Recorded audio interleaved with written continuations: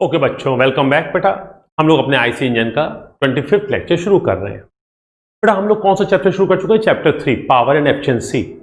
Last turn पे हमने क्या देखा बेटा? लास्ट टर्न पे हमने देखा एनर्जी कन्वर्जन। हम जो इंजन को हीट देते हैं, एनर्जी हीट के रूप में, वो होती है ये, जिसको हम कैलकुलेट कर सकते हैं मास ऑफ फ्यूल गुणे कैलोरीफिक वैल्यू से।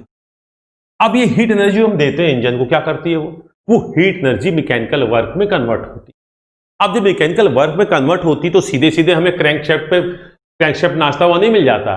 पहले ये मैकेनिकल वर्क में कन्वर्ट होती है और ये वर्क हमें मिलता है पिस्टन के फेस पे। और ये पिस्टन के फेस पे जो हमें वर्क मिलता है, इसको हम लोग कहते हैं इंडिकेटेड पावर। और इसका नेचर कैसा होता है? रेसिप्रोकेटिंग, मतलब ऊष्मीय ऊर्जा यांत्रिक कार्य में परिवर्तित होती है सर्वप्रथम पिस्टन के ऊपर, और पिस्टन के माथे पे जो ताकत मिलती है उसको बोलते हैं इंडिकेटेड पावर। अब पिछले टर्न पे हम लोगों ने देखा कि इस इंडिकेटेड पावर को हम कैसे कैलकुलेट करते हैं, उसके फॉर्मूले को हम लोगों ने डिराइव किया, उसके अंदर जो टर्म्स आते थे उनको समझा। आज हम इससे संबंधित जो दूसरी पावर है, अब जो हमें ये रेस्पोर्टिंग नेचर की इंडिकेटेड पावर पिस्टन पे मिल गई, ये ज्यादा उपयोगी नहीं होती क्योंकि रेस्पोर्टिंग नेचर की होती है। तो हम क्या चाहते हैं? हम चाहते हैं इस रेसिप्रोकेटिंग नेचर ऑफ पावर को रोटरी पावर में कन्वर्ट करना। तो हम करते क्या है, एक कनेक्टिंग रॉड और क्रैंक को लगा के इस रेसिप्रोकेटिंग पावर को, जिसको हम इंडिकेटेड पावर कहते हैं, हम रोटरी पावर में कन्वर्ट करते हैं, जिसको हम कहते हैं ब्रेक पावर। तो ब्रेक पावर क्या है? ब्रेक पावर वह पावर है जो इंजन के क्रैंक शाफ्ट पे अवेलेबल होती है रोटरी मोशन के रूप में, और यही इंजन की आउटपुट पावर होती है। तो हम लोग लास्ट टर्न पे इंडिकेटेड पावर को देख चुके हैं, क्या उसका फॉर्मूला होता है। आज हम लोग ब्रेक पावर को देखेंगे। लेकिन आपको मालूम है कि ए बड़ा होता है बी से, बी पूरी हीट वर्क में कन्वर्ट नहीं हो पाती, और जो हमें वर्क मिलता है बी पे, ए से कम होता है। जो भी मिलता है पिस्टन पे, जिसको हम इंडिकेटेड पावर कहते हैं, ये पूरे का पूरा हमें क्रैंकशाफ्ट पे ब्रेक पावर के रूप में नहीं मिलता। बीच में कुछ लॉसेस होते हैं, जिसमें से मुख्य रूप से होता है फ्रिक्शन लॉस, जिसको हम लोग बोलते हैं फ्रिक्शन पावर। आज हम लोगों का टॉपिक जो है बेटा, इस ब्रेक पावर को हम कैसे निकालेंगे और इस फ्रिक्शन पावर को कैसे निकालेंगे, इसको करेंगे। जब हम इसको कर लेंगे तो इंजन की पावर तीन प्रकार की होती है बेटा। एक होती है इंडिकेटेड पावर जो पिस्टन फेस पे अवेलेबल होती है, एक होती है ब्रेक पावर जो क्रैंकशाफ्ट पे अवेलेबल होती है। यही इंजन का असली आउटपुट होता है, यही हमारे यूजफुल होता है। पिस्टन पे जो मिला वो हम इस्तेमाल नहीं कर सकते, कि हमें जो इस्तेमाल करना है वो क्रैंकशाफ्ट पे करना है, और इन दोनों का जो डिफरेंस होता है वो होता है फ्रिक्शन पावर। तो इस चैप्टर में दो ही काम करने हैं, पावर एंड एफिशिएंसी। ये हमारी हो गई पावर। इस तीनों पावर में से कल इंडिकेटेड पावर हम कर चुके हैं, आज हम लोग शुरू करने जा रहे हैं ब्रेक पावर। आइए, हमारा टॉपिक है ब्रेक पावर। देखिए बेटा, यहीं से पहले देखिए बेटा, ये स्पेलिंग जो है इसमें बहुत ध्यान दीजिएगा, गलती से भी ऐसा मत लिख जाइएगा, BREAK। ये होता है ब्रेक का मतलब टूटना, चीज टूट गई, कांच का प्याला टूट गया या कुछ और चीज टूट गई, समझ रहे हैं आप लोग। यहां पे ये ब्रेक नहीं है, यहां पे ब्रेक का मतलब है अवरोध, ब्रेक लगाना, साइकिल की ब्रेक, बाइक की ब्रेक, पढ़ाई में ब्रेक लग गई कोरोना के कारण, ये है ब्रेक। तो ये है ब्रेक पावर, ठीक है। आइए अब देखिए बेटा, ब्रेक पावर कैसे निकालते हैं। तो पहले तो आपको इतना आइडिया हो चुका है पिछले टर्न पे कि ब्रेक पावर होती क्या है।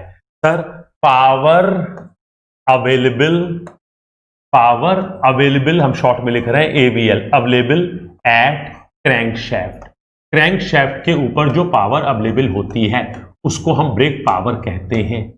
यही इंजन का आउटपुट है। जब हम कहते हैं इंजन 10 हॉर्स पावर का है या इंजन 10 किलोवाट का है, इसका मतलब क्या है? उसकी ब्रेक पावर 10 किलोवाट है। इसका मतलब इंजन अपने क्रैंकशाफ्ट पे हमें 10 किलोवाट की ताकत देगा, 10 किलो जूल पर सेकेंड की ताकत देगा। अब power available at crankshaft is known as brake power. तो जो कैलकुलेट कैसे करेंगे, मैंने कहा बेटा इसके लिए एक एक्सपेरिमेंट करते हैं और इस फॉर्मूले से हम कैलकुलेट करते हैं। अब इस फॉर्मूले को ध्यान से देखिए, ये किसी भी इंजन की ब्रेक पावर का सूत्र है। सर, ये सूत्र कहां लगेगा? आईसी इंजन पे कि ईसी इंजन पे? बेटा हम लोगों ने ईसी इंजन भी पढ़ा हुआ है, मतलब हम लोगों ने इस सिलेबस में नहीं पढ़ा है, डिप्लोमा लेवल में पढ़ा होगा आपने थर्मल में। तो ध्यान दीजिए कि ये जो ब्रेक पावर का सूत्र है, ये किसी भी इंजन के शाफ्ट के लिए है, चाहे वो आईसी इंजन हो चाहे वो ईसी इंजन हो। जब हम लोग कॉलेज लेवल में थर्मल पढ़ते हैं तो हमारे IRT के सिलेबस में स्टीम इंजन आज भी है, तो वहां पे भी ये ब्रेक पावर का सूत्र लगता है। तो brake power is equal to 2 pi NT upon 60। ये है ब्रेक पावर का सूत्र। अब इसमें देखिए 2 पाई एंड 60, ये तो कांस्टेंट है, दो ही वेरिएबल है यहां पे, एक है कैपिटल एन, तो ध्यान दीजिएगा ये कैपिटल एन है और दूसरा है टी। तो यहां पे एन क्या है, ये एन है आरपीएम। किसका आरपीएम? क्रैंकशाफ्ट का आरपीएम। और टी क्या है? टी है टॉर्क। टॉर्क मतलब आघूर्ण। आघूर्ण का तो क्या हो जाएगा? किलो न्यूटन इंटू मीटर या न्यूटन इंटू मीटर। अगर ये किलो न्यूटन इंटू मीटर है तो 1000 से भाग नहीं देंगे, और न्यूटन इंटू मीटर है तो 1000 से भाग देंगे किलोवाट बनाने के लिए। बस ये फर्क है। ओके सर, ये हम लोग कैसे नापेंगे? मैं देखिए बेटा, अभी हम पूरा आपको सेटअप बताते हैं कैसे करते हैं, बहुत शॉर्ट में, क्योंकि हम लोग को बेटा यहाँ पे एक्सपेरिमेंट तो करना नहीं है। लैब में आप होते तो हम पूरा समझाते और आपसे करवाते। नॉर्मली हम लोग के हीट इंजन लैब में इस तरह का एक्सपेरिमेंट कराए जाते हैं। तो अब बेटा हम इसको आपको सिर्फ हम लोग समझाएंगे और बहुत कम इससे पूछा भी जाता है एग्जाम। हाँ, अब जरा देखिए, हम लोग पीछे एक फॉर्मूला देख के आए हैं, वहां पे हम लोग देखा है indicated power is equal to PM L A। मैं थोड़ा सा मिटा देता हूं वरना थोड़ा सा आपको कंफ्यूजन होगा जबरदस्ती का।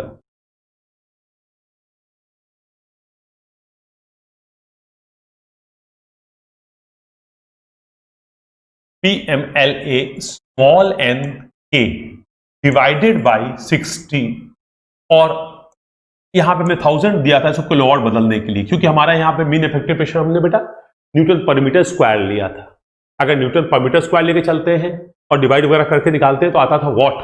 1000 से भाग देके हमने किलोवाट बनाया था। लेकिन अगर आपने मीन इफेक्टिव प्रेशर को किलो न्यूटन पर मीटर स्क्वायर में लिया है तो 1000 से भाग देने की जरूरत नहीं है। उस फॉर्मूले में चूंकि हमने मीन इफेक्टिव प्रेशर को न्यूटन पर मीटर स्क्वायर लिखा था, इसलिए 1000 से भाग दिया था, और ये था हमारा किलोवाट। अब जरा ध्यान दीजिएगा, यहां पे ये जो n था, ये स्मॉल n जो है, ये स्मॉल n था, और ये था नंबर ऑफ वर्किंग स्ट्रोक्स या पावर स्ट्रोक्स पर मिनट, और ये होता था कैपिटल N या आरपीएम के बराबर, क्रैंकशाफ्ट के आरपीएम के बराबर, अगर इंजन 2 स्ट्रोक था। फिर पेट्रोल था या डीजल तक फर्क नहीं पड़ता। पेट्रोल मतलब ऐसा इंजन था, डीजल मतलब सीआई इंजन था, फर्क नहीं पड़ता। पेट्रोल डीजल का फर्क, लेकिन हाँ 2 स्ट्रोक 4 स्ट्रोक में ये n जो था आरपीएम के बराबर होता था। क्यों? क्योंकि हर चक्कर में एक बार पावर मिलती है, तो जितने चक्कर उतनी बार पावर मिलेगी, और स्मॉल n है क्या? नंबर ऑफ पावर स्ट्रोक्स पर मिनट। लेकिन ये स्मॉल n जो था ये कैपिटल N/2 होता था जब हम 4 स्ट्रोक इंजन की बात करते थे, फिर चाहे पेट्रोल हो चाहे डीजल। कहने का मतलब इस सूत्र में ये स्मॉल n जो था ये डिपेंडेंट था कैपिटल N के ऊपर। अब आरपीएम के बराबर होता था स्मॉल n अगर 2 स्ट्रोक है, लेकिन अब यहां पे जो n है ये इस पे निर्भर नहीं करता कि इंजन 2 स्ट्रोक है कि 4 स्ट्रोक है, इंजन पेट्रोल है कि डीजल है, कोई फर्क नहीं पड़ता। इसका मतलब ये n बराबर क्या है? सर ये n बराबर क्या है? मैंने कहा ये है आरपीएम, इंजन का आरपीएम। इंजन का आरपीएम, बल्कि हम यहां पे लिख देते हैं इंजन आरपीएम।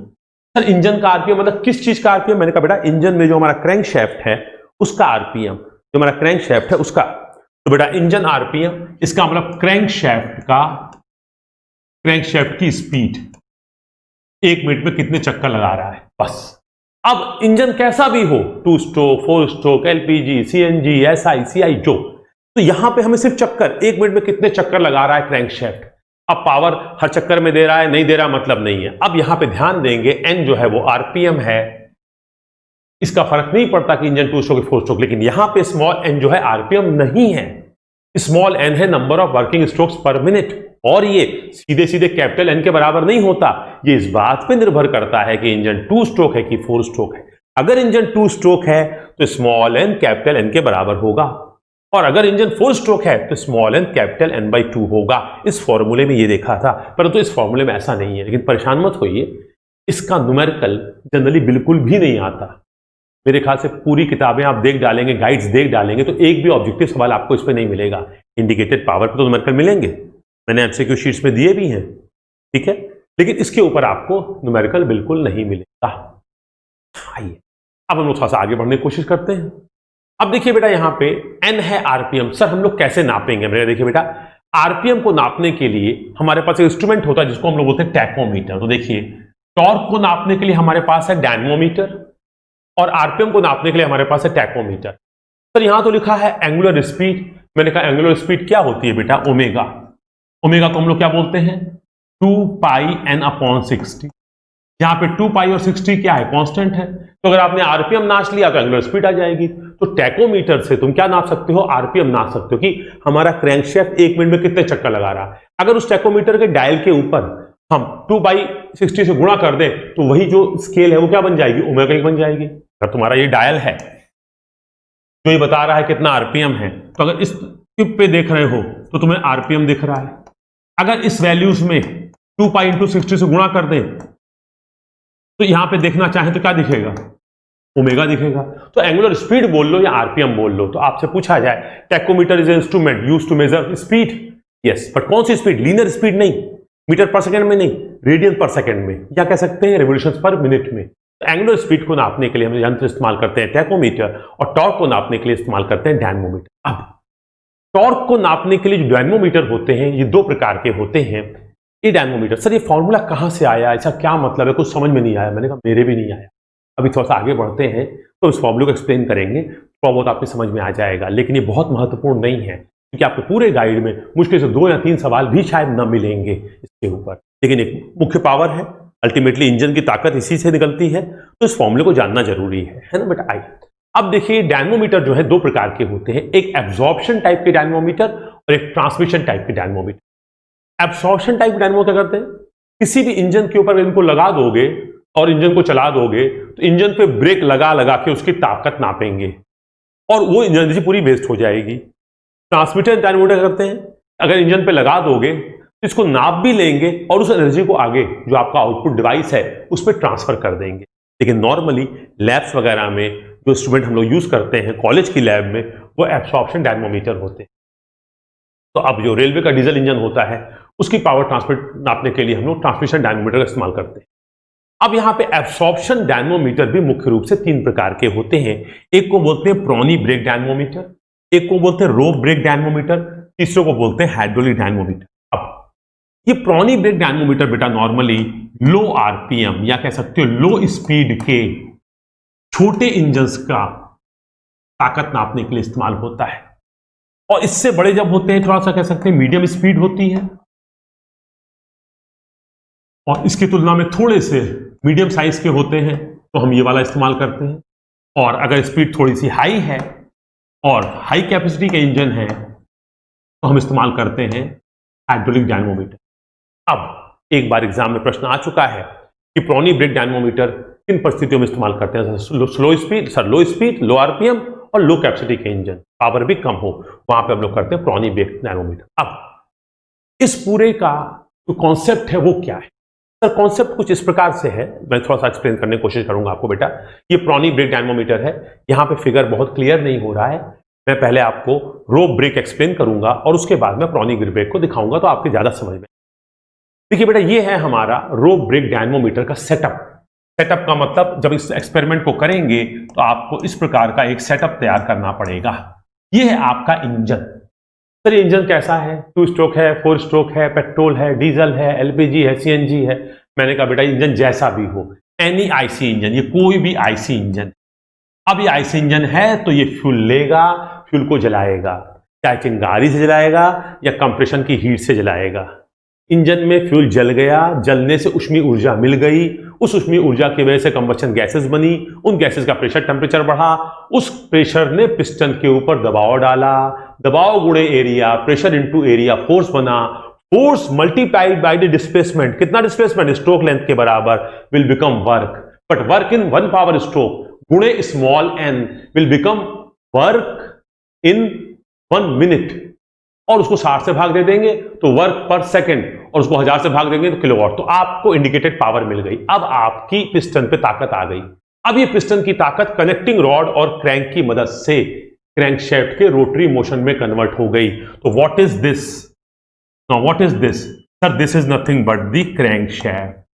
अब समझिए बेटा, अगर आपको ब्रेक पावर निकालनी है किसी भी इंजन की तो उसके क्रैंकशैफ्ट के ऊपर आप इस तरफ, इधर या इधर किसी एक तरफ ब्रेक ड्रम बांध देंगे, ब्रेक ड्रम अटैच करेंगे, और दूसरे तरफ उसके ऑलरेडी क्या होगी, फ्लाईव्हील होगी।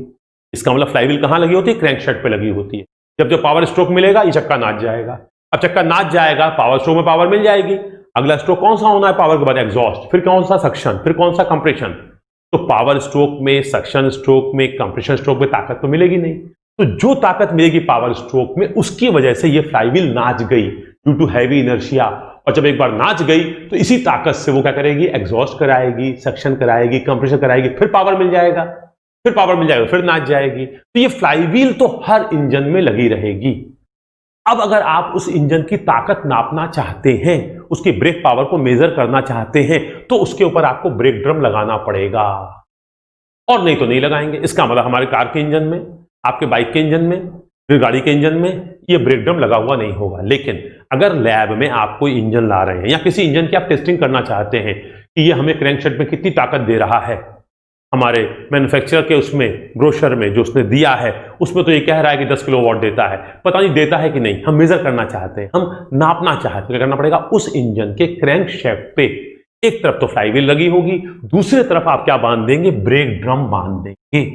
अब ये ब्रेक ड्रम देखने में सामने आपको रेक्टेंगल दिखाई दे रहा है, परंतु इसका साइड व्यू देखेंगे तो आपको इस तरह से एक चक्का दिखाई दे, और इस चक्के में एक नाली बनी रहती है, नाली का मतलब ग्रूव बना रहता है, जिसमें हम पट्टा, बेल्ट या रस्सा बैठा सकते हैं। तो अब आप इसका साइड व्यू देख रहे हैं, तो इसका आप साइड व्यू जब देखेंगे तो आपको इस तरह से दिखाई देगा। अब आप यहां क्या कर रहे हैं, देखिए, अब आप यहां पे ये जो मैं थोड़ा सा दिक्कत हो रही है ऐसे, ये आपका जो ब्रेक ड्रम है, अब देखिए ये है क्रैंकशाफ्ट, ये है क्रैंकशाफ्ट।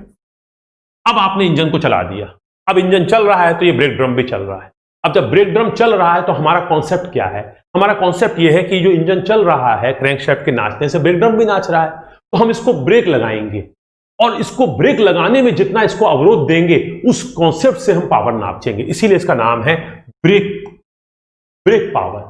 हम ब्रेक लगाएंगे तो हम करेंगे क्या, जिस डायरेक्शन में हमारा क्रैंकशाफ्ट नाच रहा है उसके अपोजिट डायरेक्शन, अगर मान लीजिए क्रैंकशाफ्ट इस डायरेक्शन में नाच रहा है तो लोड यहां लगाएंगे, अगर ये इस डायरेक्शन में नाच रहा है तो लोड यहां लगाएंगे। तो हम क्या कर रहे हैं, क्रैंकशाफ्ट इस डायरेक्शन में नाच रहा है तो हमने एक लोड लगाया, किसके ऊपर, इंजन के ऊपर। कहां पे, क्रैंकशाफ्ट ब्रेक ड्रम पे। कैसे, अब हमने क्या किया, यहां पे ये रिजिड है बेटा, यहां से हमने एक रस्सा लिया, बीच में स्प्रिंग बैलेंस लिया, इस रस्से को लिया और इस ब्रेक ड्रम में जो नाली है या जो आप कह सकते हैं ग्रूव है, उस ग्रूव में इस रस्से को ऐसे बैठाया और नीचे ले आने के बाद यहां पे लोड लगा दिया W। अब इसका मतलब क्रैंकशाफ्ट के सेंटर से इतनी दूरी पे एक W लोड जो है लंबवत नीचे की ओर कार्य कर रहा है।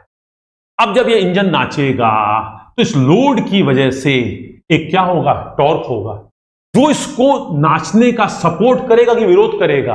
अगर ये लोड बढ़ता जाएगा तो क्या होगा, इंजन को ज्यादा मेहनत करनी पड़ेगी, जो आप पावर पैदा कर रहे हैं वो क्या हो जाएगा, इसमें एब्जॉर्ब हो जाएगी। तो अब बेटा इस सेंटर से जो तुम्हारा लोड है W, इसका लाइन ऑफ एक्शन क्या होगा सर, जो इस ब्रेक ड्रम की रेडियस होगी वो प्लस ये जो रस्सा है सर, इस रस्से का जो भी डायमीटर है, मान लीजिए इसका डायमीटर D है, तो लाइन ऑफ एक्शन कहां होगी सर, बीचों बीच होगी। तो इसका मतलब ये जो लोड एक्ट कर रहा है इसकी क्रिया रेखा कहां होगी सर, इसकी क्रिया रेखा इस सेंटर से RB क्या है, ये जो ब्रेक ड्रम है उसका रेडियस प्लस ये जो रस्सा है का आधा D/2। तो इसका मतलब इस सेंटर के तुलना में RB प्लस D/2 की दूरी पे एक W लोड है जो इसको रोकने का काम करेगा। अब ये है रो ब्रेक डायनमोमीटर। तो इसमें करते क्या है, हम लोग क्रैंकशाफ्ट के ऊपर एक ब्रेक ड्रम बांध देते हैं या क्रैंकशाफ्ट के ऊपर ब्रेक लगाते हैं, और कितनी ब्रेक लगा रहे हैं इसी को नापते हैं कि जो अवरोध है वो कितना दे रहे हैं, इसी से हम इस फॉर्मूले को ड्राइव करते हैं। कैसे आएगा भी देखते हैं। तो ये आपने देखा हमारा ब्रेक ड्रम। तो इस ब्रेक ड्रम के ऊपर हमने रस्सा, लेकिन अब क्या होगा, जब इंजन चलेगा तो आपने उसके ऊपर रस्सा लपेट दिया है, इस रस्से पे आपने लोड दे दिया है, तो मानी बात है हीट जनरेट होगी। जब हीट जनरेट होगी तो क्या होगा, ये पूरा तुम्हारा ब्रेक ड्रम गर्म हो जाएगा। तो आप क्या चाहते हैं, इस हीट को डिसिपेट करना चाहते हैं। तो इस ब्रेक ड्रम के नीचे अंदर की तरफ पॉकेट बना होता है, खांचा बना होता है। इस खांचे में हम लोग जनरली क्या करते हैं, वाटर इस्तेमाल करते हैं, पानी इस्तेमाल करते हैं, ताकि इससे जो हीट है उसको हम लिबरेट कर दें या एटमॉस्फेयर में रिजेक्ट कर दें। ये भी एक बार एग्जाम में आया हुआ है, इसलिए मैंने इसको यहाँ पे जोड़ दिया है कि ब्रेक ड्रम के को कूलिंग करने के लिए, उसको लुब्रिकेशन करने के लिए क्या इस्तेमाल करते हैं, तो हम लोग वाटर इस्तेमाल करते हैं। कहां, इनर पॉकेट में। किसके इनर पॉकेट में, ब्रेक ड्रम के। तो ब्रेक ड्रम के अंदर वाले पॉकेट में पानी भर देते और इंजन को चला देते हैं।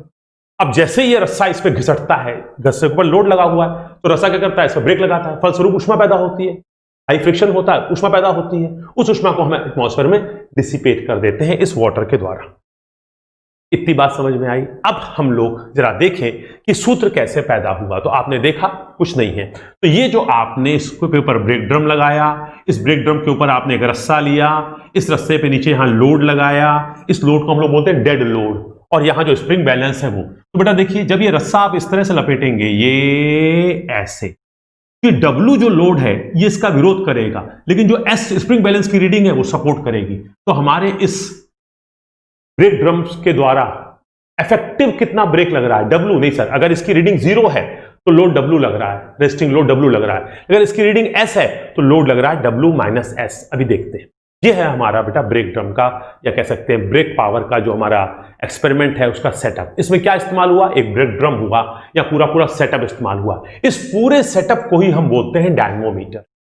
इस पूरे सेटअप को ही हम लोग बोलते हैं डायनमोमीटर। तो इस डायनमोमीटर को लगा के हम क्या करेंगे? टॉर्क नापेंगे। और जब ये इंजन चल रहा है तो उस वक्त हम क्या करेंगे? हम एक टैकोमीटर इंस्ट्रूमेंट होता है इस तरह, जैसे हमारी पेन है, इसको लगा देते हैं हम किसके ऊपर? क्रैंकशाफ्ट के ऊपर। जब क्रैंकशाफ्ट पर इसको लगा देते हैं तो क्या होता है? इसकी टिप नाचती है। जब टिप नाचती है तो हमें आरपीएम बता देती है। जैसे घड़ी मतलब डायल, जो हमारा इस प्रकार का सर्कुलर डायल होगा, इस घड़ी के ऊपर हमें आरपीएम दिख जाएगा। या इसी को अगर हम लोग 2π/60 से 2/60 से गुणा कर देंगे तो ओमेगा आ जाएगा। तो टैकोमीटर दो तरह के होते हैं बेटा। एक होता है कि हम शैफ्ट में टच करा दें, कांटेक्ट टाइप के, एक होता है उसको दूर कर दें। तो होता क्या है, क्रैंक शैफ्ट के ऊपर एक मार्क होता है, जितना वो मार्क होता है उसको सेंस करता है। तो आजकल बेटा कॉन्टेक्ट टाइप के भी टैकोमीटर होते हैं और नॉन कॉन्टेक्ट टाइप के भी टैकोमीटर होते हैं। तो अब टैकोमीटर क्या करेगा? आरपीएम नापेगा, और ये पूरा सेटअप क्या करेगा? ये टॉर्क नापेगा। अब इस टॉर्क को नापने के लिए पूरा जुगाड़ किया है। सर इस टॉर्क के नापने से और एन के नापने से इंजन की ताकत कैसे आ जाएगी? मैंने कहा देखो बेटा, ये इंजन चल रहा है, जब ये इंजन चल रहा है तो इसको कुछ ताकत है, तो हम कर रहे हैं, हम इसको रोकने की कोशिश कर रहे हैं, इस पर ब्रेक लगा रहे हैं। और जो ब्रेक हम लगा रहे हैं वो हमें मालूम है कि हम कितनी लगा रहे हैं। तो उस ब्रेक लगाने से हम जान जाएंगे कि अगर इसको रोकने के लिए हमें इतनी ताकत लगानी पड़ रही है, तो इसका मतलब इस इंजन की ताकत क्या है। तो आइए जरा देखिए ये सूत्र कैसे डेवलप हुआ। तो अब देखिए ब्रेक पावर का हमारा सूत्र जो है वो है 2π/NT / 60। ये कैसे आया? अब अगर आपने थोड़ा सा ये सेटअप समझ लिया है तो आप समझ सकते हैं कि इस पूरे डायनमोमीटर से हमारा टॉर्क आ जाएगा, या कह सकते हैं रेजिस्टिंग टॉर्क आ जाएगा, और टैकोमीटर से हमारा आरपीएम आ जाएगा। इससे हमारी ब्रेक पावर कैसे आती है आइए देखते हैं।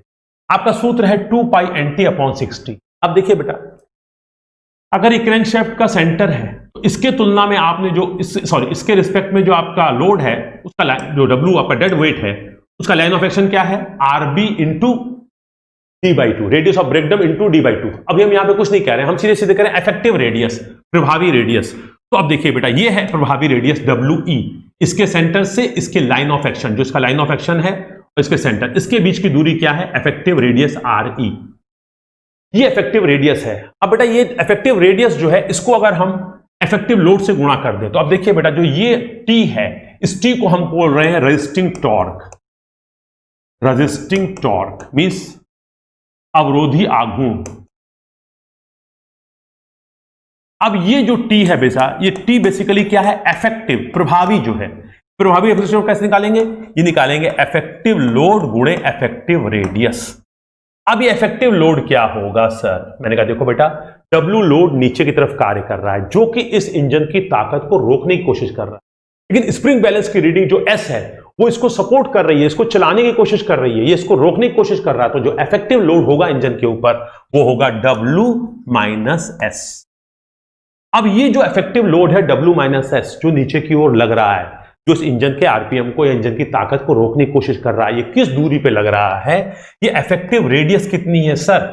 ये जो रेडियस ऑफ ब्रेक ड्रम है प्लस इस रस्से की जो मोटाई है या डायमीटर है उसका आधा। तो ये क्या हो जाएगा? RE बराबर हो जाएगा radius of break drum RB plus D/2। इसका मतलब what is this T? T is resisting torque. यहां पे T कौन सा लेंगे? प्रभावी टॉर्क। अब जरा देखिए, जब इंजन का क्रैंकशाफ्ट एक चक्कर लगा रहा है तो what is the resisting torque? इसको रोकने की जो कोशिश कर रहा है वो आघूर्ण कितना है सर? वो है TE। एक चक्कर के लिए TE, ठीक है, सॉरी, जो रेजिस्टिंग टॉर्क है वो T, तो एक चक्कर में कितना हो जाएगा? एक रिवोल्यूशन में 2π। तो 2π, इसका मतलब एक रिवोल्यूशन में रेजिस्टिंग टॉर्क कितना हो जाएगा? वो हो जाएगा सर 2π इंटू T। तो रेजिस्टिंग टॉर्क क्या है? T। एक चक्कर में कितना हो जाएगा? 2π इंटू T।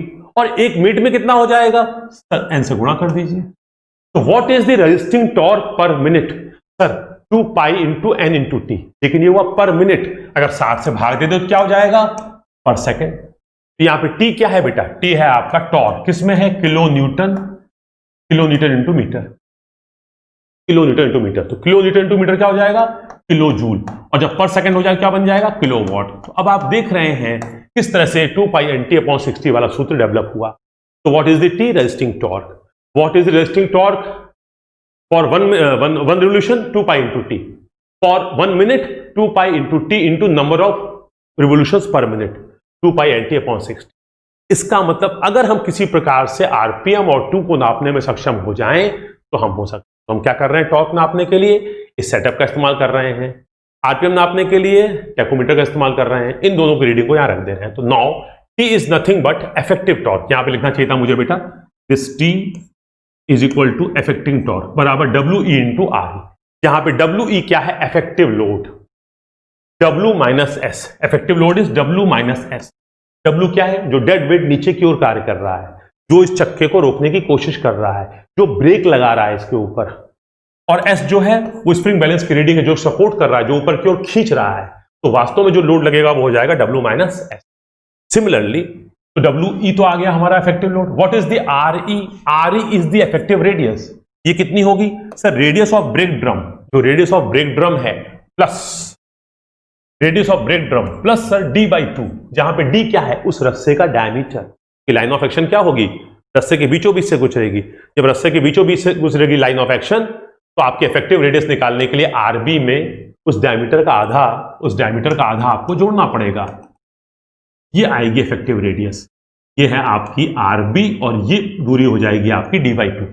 अब कभी कभी बेटा रस्से की जगह पे हम बेल्ट लगा देते हैं। जब बेल्ट लगाते हैं तो इसका नाम हो जाता है बेल्ट ब्रेक डायनमोमीटर। तो हम यहाँ पे डायमीटर के स्थान पे टी इस्तेमाल करते हैं। टी क्या है? थिकनेस, बेल्ट की मोटाई, तो हम टी इस्तेमाल करते हैं। बेटा ये हो गया थिकनेस ऑफ बैंड या बेल्ट।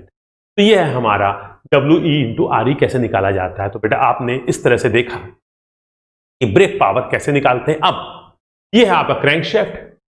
अगर आपने इसके ऊपर इस तरह से एक ब्लॉक लगा दिया है जो इसको रोकने की कोशिश कर रहा है, और एक लोड लगाया है डब्ल्यू, कितनी दूरी पे? एल दूरी पे। कहां से? सेंटर से एल दूरी पे। तो what is resisting torque? W into L. तो what is resisting torque? W into L. Formula क्या है sir? 2 pi N T divided by 60। ये आ गया आपका टी कैसे? डब्ल्यू इंटू एल से। और एन कैसे आएगा? टैकोमीटर से आरपीएम नाप लेंगे। तो प्रोनी ब्रेक के लिए ये फॉर्मूला है, टॉर्क टी बराबर डब्ल्यू इंटू एल। लेकिन यही फॉर्मूला जब हम रोप ब्रेक में लगाते हैं तो क्या हो जाता है? W into R E. W into R E में क्या हो जाता है? डब्ल्यू बराबर डब्ल्यू माइनस एस, और आर ई बराबर हो जाता है बेटा R B plus D by 2। Effective radius और इफेक्टिव लोड। तो मेरे ख्याल से ब्रेक पावर का आपको हल्का सा आइडिया हो गया। लेकिन हाँ, फिर घूम के वापस आ रहा हूं मैं इस बात पे कि बेटा ध्यान रहे कि ये जो हमारा ब्रेक पावर का सूत्र है, यहां पे ये एन जो है वो आरपीएम है, जो इस बात में निर्भर नहीं करेगा कि इंजन 4 स्ट्रोक है कि 2 स्ट्रोक है। ये इंजन के क्रैंकशैफ्ट की स्पीड है। जबकि यहां पे ये एन जो है वो आरपीएम ना होके स्मॉल एन था, नंबर ऑफ वर्किंग स्ट्रोक्स पर मिनट। तो बेटा हम लोगों ने एक तरह से 2 पावर हो गई। हम लोगों ने लास्ट टर्न पे पहले देखी थी इंडिकेटेड पावर, और अभी हम लोग देख ली है एक ब्रेक पावर। ठीक है, आई अभी हम लोग इसके बाद नेक्स्ट चलते हैं आगे और तीसरी पावर को देखते हैं, जिसको हम लोग बोलते हैं फ्रिक्शन। ओके बेटा आप चले हम लोग आगे। अब हम लोग देखा था फ्रिक्शन पावर। 2 पावर हम लोग देख चुके हैं। कौन कौन सी हम लोग देखिए बेटा? Indicated power. कैसे निकालेंगे? आपके पास सूत्र है, उस सूत्र से निकालेंगे। उस सूत्र में मेन रूप से क्या करेंगे? इंडिकेटिंग इंस्ट्रूमेंट बांध के निकाल लेंगे मीन इफेक्टिव प्रेशर। और उसके बाद एरिया ऑफ द पिस्टन आपको मालूम है, स्ट्रोक लेंथ मालूम है। अब ये स्मॉल एन है, ये स्मॉल एन कैसे आएगा? टैकोमीटर समझ गए अब आप। टैकोमीटर से इंजन का आरपीएम नाप लेंगे। अब 2 से भाग देंगे कि नहीं? अगर 4 स्ट्रोक है 2 से भाग दे देंगे, 2 स्ट्रोक है तो भाग नहीं देंगे। यहां पे एन आ जाएगा। कितने सिलेंडर है आपको मालूम है, ये रख देंगे डिवाइडेड बाई, अगर मीन इफेक्टिव प्रेशर आप न्यूटन पर मीटर स्क्वायर में ले रहे हैं तो 1000 से भाग दे दीजिएगा। और ये आपका आरपीएम है, इसको पर सेकंड माइनस 60 से भाग दे दीजिएगा, ये आ जाएगा आपका इतना indicated power. Similarly brake power निकालनी थी आपको, तो आपके पास पीछे सूत्र आ चुका है। इसका मतलब आपसे अगर कोई पूछता है कि इंडिकेटेड पावर, बेटा यहां पे देखिए हम 1000 से भाग नहीं दे रहे हैं। अगर 1000 से भाग नहीं दे रहे हैं तो मानी बात है कि हमारा ये टॉर्क किस में है, कि हमारा टॉर्क है किलो न्यूटन मीटर। अगर ये न्यूटन मीटर होता तो 1000 से हम भाग देते। ठीक, अब देखिए बेटा, इंडिकेटेड पावर निकालने के लिए क्या करते हैं, इंडिकेटिंग इंस्ट्रूमेंट बांध के एक्सपेरिमेंट करते हैं, जिससे हमें मीन इफेक्टिव प्रेशर आता है। टैकोमीटर से आरपीएम नापते हैं, और बाकी ये ए एल और 2 से भाग देंगे कि नहीं देंगे, नंबर ऑफ सिलेंडर मालूम है, फिजिकल पैरामीटर्स हैं, इनको रख देंगे, आ जाएगा। ब्रेक पावर निकालना है तो हम एक्सपेरिमेंट करेंगे डायनमोमीटर और टैकोमीटर की मदद से। टॉर्क निकाल लेंगे डायनमोमीटर से और आरपीएम निकाल लेंगे टैकोमीटर से। ये 2 चीज तो हो गई। अब तीसरी चीज हम निकालना चाहते हैं, फ्रिक्शन पावर। अब देखिए, फ्रिक्शन पावर निकालने के हमारे पास 3 तरीके हैं। Friction power different methods. हमारे पास क्या तरीका है, सबसे पहला तो बड़ा आसान है कि जिस इंजन की फ्रिक्शन पावर निकालनी है उसका इंडिकेटेड पावर निकाल लो, उस इंडिकेटेड पावर में से ब्रेक पावर को घटा दो, तो क्या आ जाएगा तुम्हारे पास, फ्रिक्शन पावर आ जाएगा। इसको हम लोग बोलते हैं डिफरेंस मेथड। मतलब कुछ एक्सपेरिमेंट नहीं करना है, इंडिकेटिंग इंस्ट्रूमेंट बांधो, उसका पूरा प्रोसेस कंप्लीट करो, फॉर्मूला रखो, पीएम निकालने के लिए बेटा A/L/S वाला फॉर्मूला लगाएंगे और वहां से इंडिकेटेड पावर निकाल लो। फिर क्या करो, ब्रेक पावर का एक्सपेरिमेंट करो, ब्रेक पावर निकाल लो, इसमें से इसको घटा दो, फ्रिक्शन पावर आ जाएगी। निकाली थी फ्रिक्शन पावर, ये फ्रिक्शन पावर निकालने के लिए आपको दोनों पावर निकालनी पड़ी और तब आपने डिफरेंस मेथड से फ्रिक्शन पावर निकाला। ये हमारा होता है पहला मेथड। तो इसमें तो कुछ बताने लायक है ही नहीं, IP - BP बराबर फ्रिक्शन पावर। अब 2 स्पेशल तरीके होते हैं जिससे हम फ्रिक्शन पावर निकाल सकते हैं। एक का नाम होता है विलियम्स लाइन मेथड।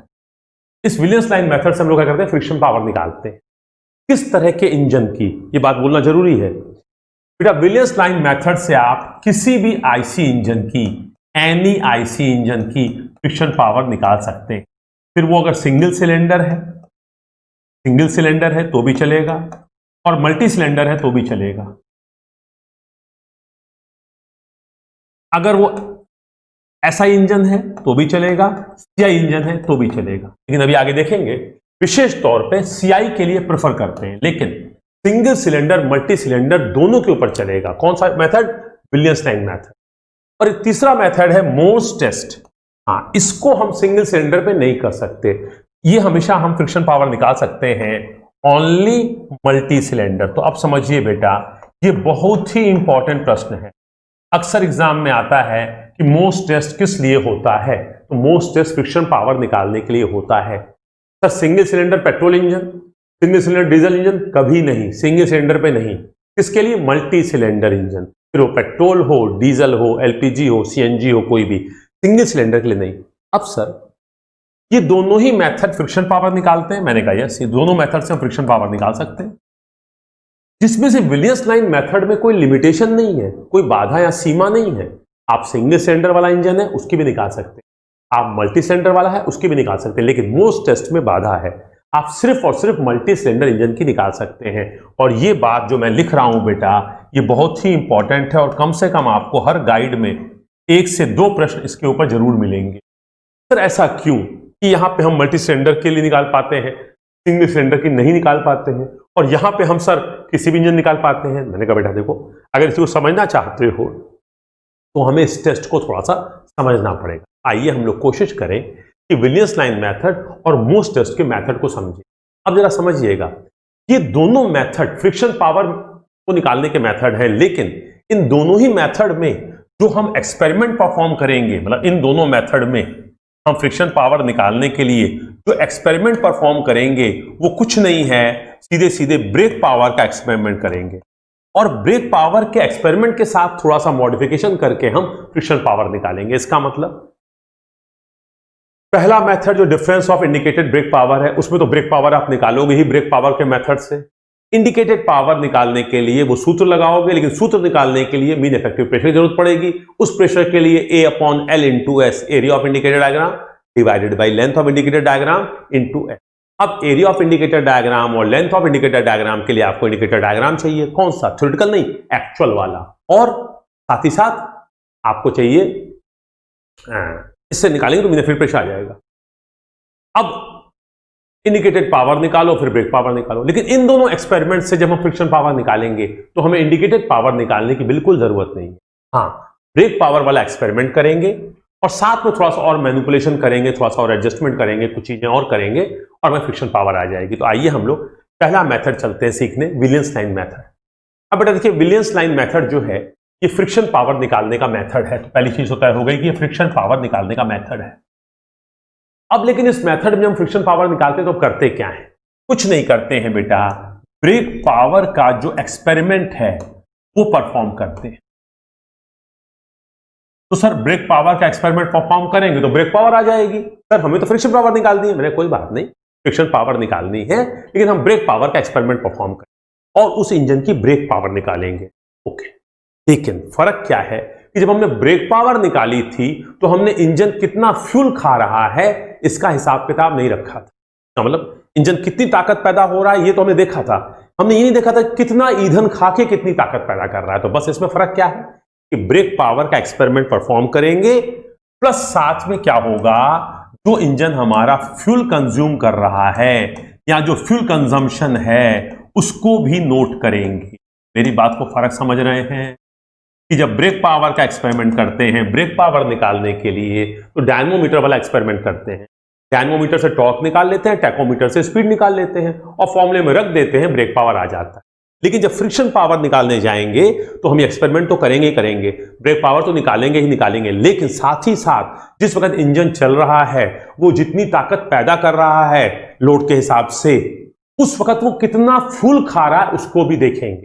इसका मतलब अब जरा समझिए, विलियम्स लाइंस के एक्सपेरिमेंट से फ्रिक्शन पावर निकालने के लिए हमें एक ग्राफ प्लॉट करने की जरूरत पड़ती है जिसमें हम एक्स एक्सिस पे लेते हैं ब्रेक पावर और वाई एक्सिस पे हम शो करते हैं फ्यूल कंजम्पशन। तो आप देख रहे हैं वाई एक्सिस पे क्या होता है, फ्यूल कंजम्पशन। तो आप देखिए बेटा, बहुत इंपॉर्टेंट बात है। चलिए फ्यूल कंजम्पशन कैसा है? मैंने कहा टोटल फ्यूल कंजम्पशन है। तो आपके एग्जाम में ये प्रश्न आ चुका है कि विलियम्स लाइन मेथड पे एक्स एक्सिस पे तो ब्रेक पावर लेते हैं, वाई एक्सिस पे क्या लेते हैं? तो आंसर है फ्यूल कंजम्पशन।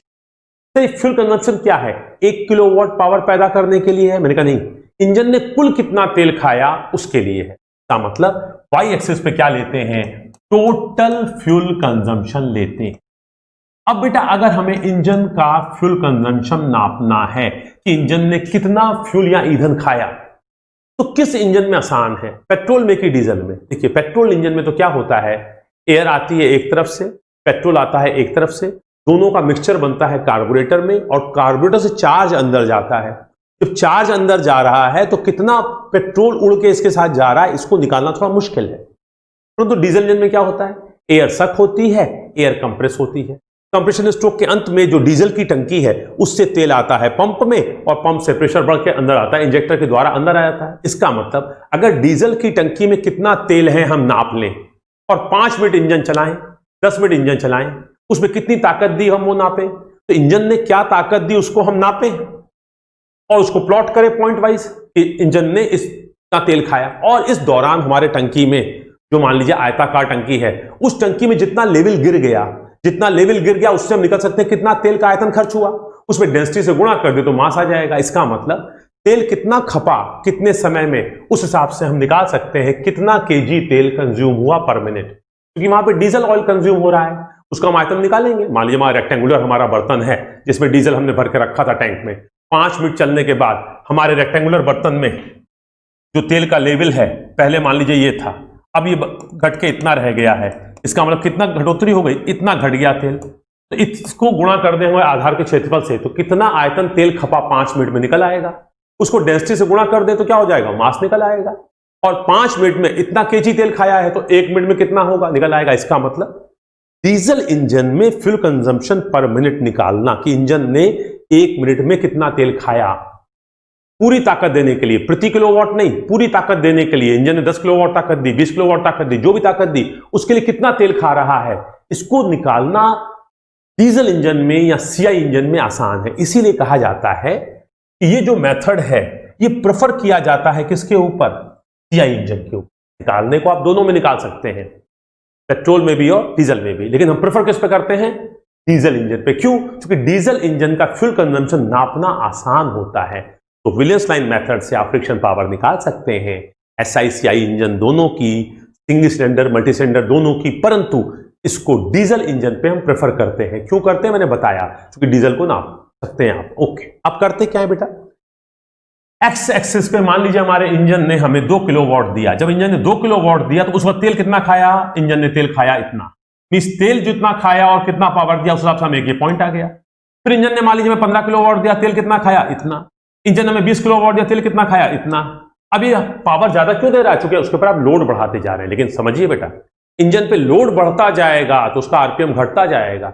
हम करते क्या है, चूंकि फ्रिक्शन पावर जो होती है बेटा, फ्रिक्शन पावर जो है ये प्रोपोर्शनल होती है आरपीएम के। कहने का मतलब हाई आरपीएम पे फ्रिक्शन ज्यादा होगा तो हम करते क्या है, जो गवर्नर लगा रहता है वो इंजन की स्पीड को मेंटेन करता है। मतलब आरपीएम उतना ही रखना है, इंजन पे लोड बढ़ जाएगा तो ज्यादा तेल खाएगा, और लोड बढ़ गया है तो आरपीएम कम होना चाहेगा। क्योंकि देखिए बेटा, इंजन की ताकत जो ब्रेक पावर है वो क्या होती है?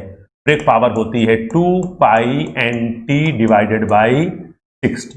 अब मान लीजिए टॉर्क बढ़ गया। टॉर्क कैसे बढ़ेगा? T बराबर क्या है बेटा? W into R। अगर इंजन पे लोड बढ़ा दे, पहले हमने डेड वेट रखा था 10 kg का, अब 20 kg का रख दिया, तो इसका मतलब W बढ़ेगा, R तो कांस्टेंट है, ब्रेक ड्रम का रेडियस है, ब्रेक ड्रम तो उतना ही रहेगा। लोड बढ़ेगा तो टॉर्क बढ़ेगा। अब टॉर्क बढ़ गया है तो ब्रेक पावर इंजन की अगर उतनी ही होगी तो क्या होगा? आरपीएम घट जाएगा। अगर आरपीएम उतना ही मेंटेन करना तो इंजन को करना पड़ेगा, ज्यादा ताकत पैदा करनी पड़ेगी। इसका मतलब आरपीएम को कांस्टेंट रख के इस एक्सपेरिमेंट को हम परफॉर्म करते हैं। इसका मतलब जैसे जैसे हम लोड बढ़ाते जाएंगे और इंजन का आरपीएम उतना ही रखने की कोशिश करेंगे तो गवर्नर क्या करेगा? अंदर ज्यादा तेल भेजना शुरू कर। इसका मतलब मान लीजिए इंजन 10 किलोवाट ताकत पैदा जब कर रहा था, उस वक्त तेल खा रहा था इतना, तो तेल इतना 10 किलोवाट ताकत, तो पॉइंट आया ये। फिर आपने लोड बढ़ा दिया, इंजन पैदा कर रहा है मान लीजिए 15 किलोवाट, तेल कितना खा रहा है? थोड़ा और ज्यादा खाने लगा। आरपीएम वही है जो आपने मेंटेन पहली बार किया था। अब इंजन पैदा कर रहा है 20 किलोवाट, तेल कितना खा रहा है? ये। इस तरह से जब आप एक्सपेरिमेंट करेंगे तो आपको बहुत सारे पॉइंट्स आएंगे। इन पॉइंट्स को जब आप मिला देंगे इस तरह से तो आपको एक लाइन मिलती है जो शुरू के लोड एरिया में 0 से 40% का जो लोड एरिया होता है उसमें एक लीनियर लाइन मिलती है। उसके बाद ये लीनियर नहीं रहती, कर्व हो जाती। तो कहा जाता है इस एक्सपेरिमेंट को जब आप परफॉर्म करें तो शुरू में ज्यादा रीडिंग लीजिए, मतलब 5 ब्रेक पावर पे, 10 पे, 20 पे, इस तरह से। आगे आप भले कम लीजिए। अब जब आप इसको मिलाएंगे तो एक लाइन आएगी। अब इस लाइन को एक्स्ट्रापोलेट करिए पीछे की तरफ। जब इसको एक्स्ट्रापोलेट करेंगे पीछे की तरफ तो जहां पे जाके एक्स एक्सिस पे ये काटेगी, तो बेटा इधर से क्या है? ये आगे वाली एक्सिस क्या है? यहां से आगे क्या है? Plus x. इसके पीछे क्या है? Minus x. तो इस विलियंस लाइन को जब हम एक्स्ट्रापोलेट करते हैं पीछे की तरफ, अर्थात माइनस एक्स एक्सिस पे, जो इंटरसेप्ट या अंतःकरण करता है वो फ्रिक्शन पावर को दर्शाता है। तो आप समझिए बेटा, इसके ऑब्जेक्टिव सवाल 5 बनते हैं, छोटे छोटे। सबसे पहले देखिए, विलियंस लाइन मेथड में वाई एक्सिस पे क्या लिया जाता है? तो विलियंस लाइन एक्सपेरिमेंट में वाई एक्सिस पे फ्यूल कंजम्पशन लिया जाता है। एक एग्जाम में सवाल आया हुआ है, ये fuel consumption total fuel consumption है, मतलब जो इंजन ताकत पैदा कर रहा है 10 किलोवाट, तो 10 किलोवाट के लिए कितना तेल खाएगा ये है, या प्रति किलोवाट है? सर प्रति किलोवाट कॉन्सेप्ट मैंने कहा आगे चल के आने वाला है एक चीज बेटा, स्पेसिफिक फ्यूल कंजम्पशन। तो स्पेसिफिक फ्यूल कंजम्पशन मतलब स्पेसिफिक मतलब क्या होता है? इकाई के लिए, यूनिट, प्रति। तो यहां पे इकाई के लिए नहीं, टोटल, तो कहलाता है टोटल फ्यूल कंजम्पशन। तो फ्यूल कंजम्पशन या टोटल फ्यूल कंजम्पशन प्लॉट होता है वाई एक्सिस पे। एक्स एक्सिस पे क्या होता है? एक्स एक्सिस पे सर ब्रेक पावर दिखाई जाती है। ओके, अब किस तरह के इंजन के लिए इसको प्रेफर करते हैं? सर इसको हम लोग प्रेफर करते हैं सीआई इंजन के लिए या डीजल इंजन के लिए। लेकिन आप चाहें तो इसको ऐसा इंजन पे भी इस्तेमाल कर सकते हैं, थोड़ा सा फ्यूल को नापने में दिक्कत होगी। सिंगल सिलेंडर की मल्टी सिलेंडर, सर दोनों के लिए। 2 स्ट्रोक की 4 स्ट्रोक, दोनों के लिए। अब जब इस एक्सपेरिमेंट को परफॉर्म किया जाता है तो एक सावधानी ये बढ़ती जाती है कि मैक्सिमम रीडिंग जो है शुरू में 5% से 40% लोड में लिए जाते हैं। क्यों? उसके बाद अगर आप रीडिंग लेंगे तो ये लाइन बिहेवियर नहीं होगा, थोड़ा सा कर्व हो जाएगा, तो स्ट्रेट लाइन फिट नहीं होगी। तो बेटा हम लोग शुरू में रीडिंग लेते हैं और उससे एक लाइन बनाते हैं, और इस लाइन को जो लीनियर पीछे की तरफ एक्स्ट्रापोलेट करते हैं। जब पीछे की तरफ एक्स्ट्रापोलेट करते हैं तो ये एक्स एक्सिस पे जहां पे कट करती है, ये जो पोर्शन होता है जिसको हम बोलेंगे एक्स एक्सिस तो है बट ये माइनस एक्स है। तो विलियंस लाइन को जब पीछे की तरफ खींचते हैं या एक्स्ट्रापोलेट करते हैं तो माइनस एक्स एक्सिस पे जो अंतःकरण काटता है वो फ्रिक्शन पावर कहलाता है। तो now this is your friction power. तो अब आप समझ सकते हैं फ्रिक्शन पावर कहां दिखेगी? प्लस एक्स एक्सिस पे, माइनस पे। सर माइनस एक्स एक्सिस पे जो इंटरसेप्ट या अंतःकरण करता है वो उस इंजन की फ्रिक्शन पावर दर्शाती है। तो ये है बेटा आपका विलियंस लाइन का एक्सपेरिमेंट। इसमें आपका जो मोस्टली गाइड्स में आपको सवाल मिलेगा वही मिलेगा कि वाई एक्सिस पे क्या होता है? Total fuel consumption. मैंने एक आपको आइडिया देने की कोशिश की कि ब्रेक पावर के एक्सपेरिमेंट को परफॉर्म कीजिए, साथ ही साथ फ्यूल का लेखा जोखा बनाते जाइए कि इतना ताकत पैदा करने में कितना तेल खाया, इतना ताकत पैदा करने में कितना तेल खाया। मानी बात है कि अगर आप लोड बढ़ाते जा रहे हैं तो आरपीएम घटता जाएगा। आप चाहते हैं आरपीएम उतना ही रहे तो ब्रेक पावर बढ़नी चाहिए, तो आप इस वक्त क्या करेंगे, फ्यूल ज्यादा देंगे। आप नहीं देंगे, गवर्नर अपने आप एडजस्ट करेगा। तो गवर्नर का काम ही होता है कि स्पीड को कांस्टेंट मेंटेन करता है। कैसे? ज्यादा फ्यूल खा के। तो ज्यादा फ्यूल खाएगा और आपने लोड बढ़ा दिया है तो पावर ज्यादा देगा, और लोड बढ़ा दिया है और पावर ज्यादा देगा, लेकिन अपनी जो मैक्सिमम पावर है उससे ऊपर तो नहीं जाएगा। इसीलिए कहते हैं 5 से 40% तक में एक्सपेरिमेंट कीजिए। अगर इंजन 20 किलोवाट का है तो उसका 5 से 40% मतलब करीब करीब 8 किलोवाट तक का ही लोड लगाइए, मतलब उस पर आप पावर लीजिए। लेकिन ये एग्जाम में आया नहीं बेटा, एग्जाम में सिर्फ ये प्रश्न आया, तब भी मैंने जितना आपको जरूरत है उससे ज्यादा एक्सप्लेन करने की कोशिश की। आइए बेटा अगले मेथड पे चलते हैं, जिसको हम लोग बोलते हैं मोर्स टेस्ट। ये बहुत ज्यादा इंपॉर्टेंट है ऑब्जेक्टिव के हिसाब से, और बिल्कुल पेट क्वेश्चन इससे आता है। तो आइए देखते हैं मोर्स टेस्ट। अब देखिए मोर्स टेस्ट में बड़ा बड़ा लिखा हुआ है कि it is used only for multi cylinder engine. Single cylinder engine से पे मोर्स टेस्ट परफॉर्म नहीं करते। अच्छा, मोर्स टेस्ट करते क्यों है? पीछे बात हो चुकी है इंजन के फ्रिक्शन पावर को निकालने की। सर इंजन को फ्रिक्शन पावर निकालना तो करेंगे क्या? मैंने कहा फिर वही बात मैंने पीछे बताया, ब्रेक पावर का एक्सपेरिमेंट परफॉर्म करेंगे। सर ब्रेक पावर का एक्सपेरिमेंट परफॉर्म करेंगे तो ब्रेक पावर आएगी। मैंने कहा नहीं, ब्रेक पावर का एक्सपेरिमेंट जरा विशेष तरीके से परफॉर्म करेंगे, जैसे पीछे किया। ब्रेक पावर का एक्सपेरिमेंट परफॉर्म किया, लेकिन ब्रेक पावर के एक्सपेरिमेंट से जो ब्रेक पावर आई उसको हमने एक्स एक्सिस प्लॉट किया, लेकिन साथ ही साथ जो है कितना फ्यूल खा रहा है इतनी ब्रेक पावर पैदा करने के लिए, उसको जब लिया हमने, इतनी ब्रेक पावर इतना फ्यूल तो एक पॉइंट आया, इतनी ब्रेक पावर तो इतना फ्यूल एक पॉइंट आया, इतनी ब्रेक पावर तो इतना फ्यूल एक पॉइंट आया। इन सारे पॉइंट्स को मिलाया तो एक रेखी लाइन आई, लीनियर लाइन आई। इसको हमने पीछे की तरफ एक्सट्रापोलेट कर दिया और जहां पे जाके इसने एक्स एक्सिस पे काटा वो उससे फ्रिक्शन पावर आ गया। मतलब उस ब्रेक पावर एक्सपेरिमेंट के साथ फ्यूल कंजम्पशन को जोड़ा। अब हम क्या करेंगे देखते हैं। अब बेटा देखिए, इस एक्सपेरिमेंट में हम फ्रिक्शन पावर निकालेंगे, लेकिन फ्रिक्शन पावर निकालने के लिए ब्रेक पावर का एक्सपेरिमेंट करेंगे। अब जरा देखिए इस वक्त क्या है, 3 सिलेंडर हमने इंजन दिखाया। अगर सिंगल सिलेंडर इंजन होगा तो उसकी ब्रेक पावर तो आ जाएगी, बट उस इंजन की फ्रिक्शन पावर नहीं आ पाएगी। क्यों नहीं आ पाएगी अभी आपको समझ में आ जाए। अब जैसे अगर मान लीजिए 3 सिलेंडर इंजन की आपको ब्रेक पावर निकालने का एक्सपेरिमेंट करना है तो क्या करेंगे आप? एक ब्रेक ड्रम बांधेंगे। क्यों बांधेंगे ब्रेक ड्रम? सर उस ब्रेक ड्रम में ही तो रस्सा लगाएंगे, रस्से के एक तरफ पे लगाएंगे डेड लोड और ऊपर स्प्रिंग बैलेंस की रीडिंग होगी, तभी तो हम उसके ऊपर ब्रेक लगा पाएंगे। यस, तो ये नीचे क्या है आप, ये क्रैंक शैफ्ट। क्रैंक शैफ्ट के एक तरफ क्या कर देंगे आप, ब्रेक ड्रम बांध देंगे। अब जो इंजन की ताकत है, जब बेटा 3 सिलेंडर इंजन होगा तो जानते हैं क्या होगा, तीनों सिलेंडर जो है जो ताकत देंगे वो पूरी ताकत कहां मिलेगी? Crank shaft. इस क्रैंक शैफ्ट में आपने ब्रेक ड्रम लगा दिया, इस ब्रेक ड्रम के ऊपर आप लोड लगाएंगे और फिर वही 2π वाले फॉर्मूले से ब्रेक पावर आ जाएगी। तो इसका मतलब मल्टी सिलेंडर इंजन पे आपने अपना सेटअप लगा लिया। सेटअप लगाने का मतलब डायनेमोमीटर सेटअप कर दिया, ब्रेक ड्रम लगाया, स्प्रिंग बैलेंस लगाया, डेड लोड लगाया, रस्सा बांध के कैसे करते हैं, हो गया। अब किस तरह से इससे हम फ्रिक्शन पावर निकालते हैं उसको देखने की कोशिश। During experiment engine speed is kept constant. मैंने बार बार बताया बेटा कि फ्रिक्शन पावर जो है वो कहीं ना कहीं आरपीएम पे निर्भर करती है। तो इसका मतलब अगर हम किसी इंजन की फ्रिक्शन पावर निकाल रहे हैं तो हम ये बोलेंगे कि इस इंजन की फ्रिक्शन पावर इस आरपीएम पे इतनी है। अगर आरपीएम चेंज हो गया तो फ्रिक्शन पावर चेंज हो जाएगी। क्या मतलब? फ्रिक्शन पावर को निकालते वक्त आपको इंजन की स्पीड को कांस्टेंट रखना है। इंजन की स्पीड आपको कांस्टेंट नहीं रखनी है, इंजन में जो गवर्नर लगा रहता है उसका काम ही ये होता है कि इंजन की स्पीड को कांस्टेंट करे। लेकिन इंजन की स्पीड को कांस्टेंट करने के लिए वो फ्यूल कम या ज्यादा करता है। जब लोड बढ़ता है तो फ्यूल बढ़ा देता है, लोड घटता है तो फ्यूल घटा देता है। 4th चैप्टर में गवर्निंग के नाम से मैं थोड़ा सा आपको इसको बताऊंगा। अदरवाइज गवर्निंग को या गवर्नर को आप डिटेल में पढ़ते हैं थ्योरी ऑफ मशीन में, ठीक है। इसका मतलब इंजन की जो हम फ्रिक्शन पावर निकालते हैं वो एक कांस्टेंट स्पीड में निकालते हैं, ये बात तो हो गई। और ये बात मोर्स टेस्ट के लिए सत्य नहीं है, ये विलियम्स लाइन के लिए भी सत्य है। अच्छा सर, इस एक्सपेरिमेंट से क्या निकालते हैं? Friction power. मैंने कहा देखो बेटा, इसमें हम एक्सपेरिमेंट परफॉर्म करते हैं ब्रेक पावर का। जब हम ब्रेक पावर का एक्सपेरिमेंट परफॉर्म करते हैं तो लॉजिकल रीजनिंग से फ्रिक्शन पावर आती है, तो फ्रिक्शन पावर आई, इंडिकेटेड पावर भी आ जाती है, मैकेनिकल एफिशिएंसी भाई। सर मैकेनिकल एफिशिएंसी क्या चीज है? मैंने कहा बेटा मैकेनिकल एफिशिएंसी भाई आगे आने वाली है, तब तक जान लो। मैकेनिकल एफिशिएंसी कुछ नहीं होती है बेटा, ये होती है brake power divided by indicated power. अब चूंकि तुमने ब्रेक पावर का एक्सपेरिमेंट परफॉर्म किया है और उसकी मदद से फ्रिक्शन पावर निकाल रहे हो तो ब्रेक पावर तो आई गई। अब ब्रेक पावर तो आई गई, अब ब्रेक पावर के साथ तुमने कुछ कलाकारी की है और साथ में फ्रिक्शन पावर आ गई। अगर ब्रेक पावर फ्रिक्शन पावर आ गई तो क्या आ गया, इंडिकेटेड पावर आ गई।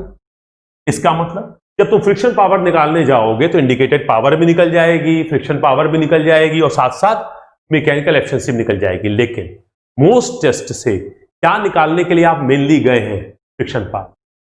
तो मोस्ट टेस्ट से आप फ्रिक्शन पावर निकाल सकते हैं, लेकिन फ्रिक्शन पावर निकलने के साथ ही साथ ब्रेक पावर निकल आती है और ब्रेक पावर फ्रिक्शन पावर जोड़ दो तो इंडिकेटेड पावर निकल आती है। अगर इंडिकेटेड पावर निकल आई, ब्रेक पावर निकल आई, तो इसको रेशो ले लिया जाए तो मैकेनिकल एफिशिएंसी निकल आती है। तो एक ऑब्जेक्टिव सवाल आपका है कि हम लोग मोस्ट टेस्ट से क्या निकालते हैं, मोस्ट टेस्ट से क्या निकाला जाता है, जरा समझिएगा। Friction power, brake power, indicated power, mechanical efficiency और मीन इफेक्टिव प्रेशर, या यहां पे बोल दें टॉर्क और आरपीएम। अब आपसे हम पूछ रहे हैं मोस्ट टेस्ट से क्या निकाला जा सकता है। तो देखिए मोस्ट टेस्ट कुछ नहीं, मैंने बताया आपको कि ब्रेक पावर का एक्सपेरिमेंट परफॉर्म करेंगे। जब ब्रेक पावर का एक्सपेरिमेंट परफॉर्म करेंगे तो ब्रेक पावर तो आई जाएगी।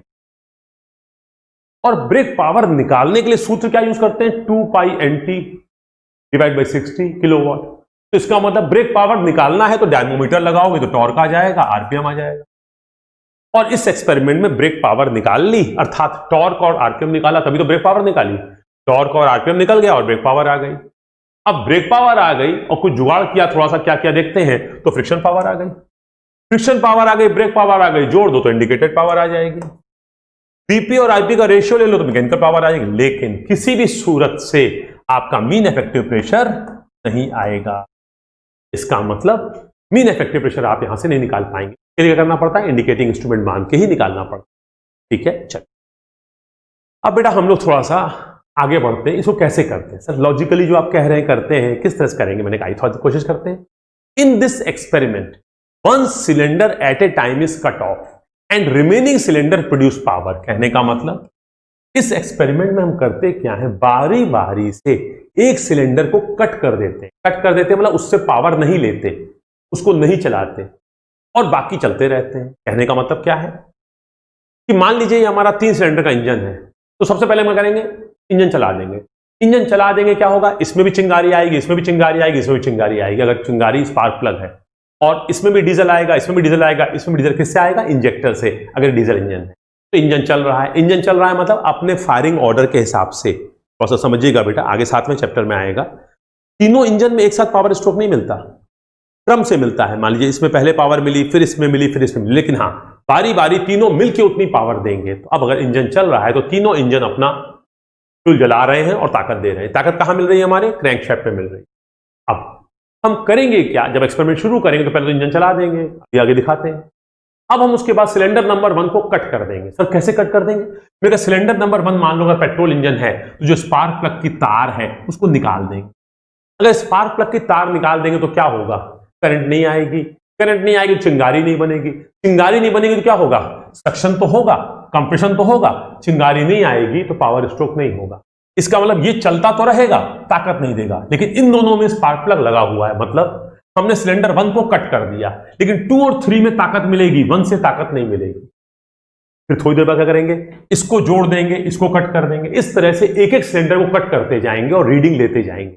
ऐसा करने से क्या होगा, देखें सर मान लीजिए हमारा पेट्रोल इंजन नहीं है, डीजल इंजन है, तो क्या करेंगे, मैंने कहा डीजल इंजन है तो यहां पे इंजेक्टर होगा।